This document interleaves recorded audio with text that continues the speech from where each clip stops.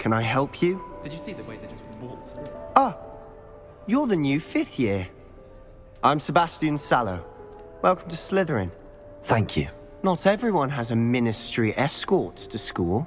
He was a friend of Professor Fig's who merely joined us for the ride. Still, impressive.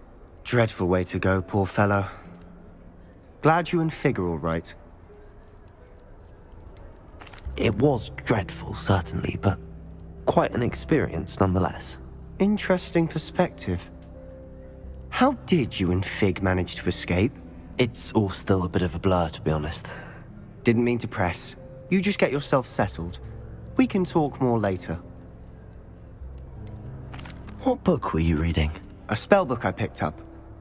Has a few interesting things, but not exactly what I was looking for. I'm sure you'll find out soon enough. But not every spell you may need can be found in our assigned textbooks. It was nice meeting you, Sebastian. I'll let you get back to your book. Nice meeting you too. Good luck today.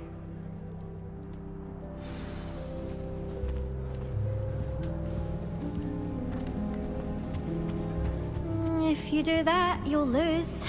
Trust me. Ugh, not going to move there, are you? Here, watch this. Don't say I didn't warn you. Checkmate. Told you. They should have listened to me. Ah, I know who you are. You're the new Slytherin, the one who barged in with Professor Fig last night. Interesting tactic on your first day, taking all the attention away from the first years. I'm Imelda, by the way. Shame I wasn't with you and Fig. I could have lured that dragon away. My skills on a broom are legendary. Perhaps Professor Fig's friend would have survived if we'd had your help. Precisely. Perhaps one of these days I'll show you a thing or two about flying. I can teach you more than Kogawa ever could. Speaking of which, I'd like to get in some time on my broom before classes. Are you a keen Wizard chess fan? You knew that boy was going to lose the match. Not really. Much too sedate a pastime for me. Also, it's simply not that challenging. The moves are always so obvious. Why does no one else see it? Do you have a lot of time to fly during school? I make the time. There's nothing like swerving through the spires of the castle and around the Quidditch pitch.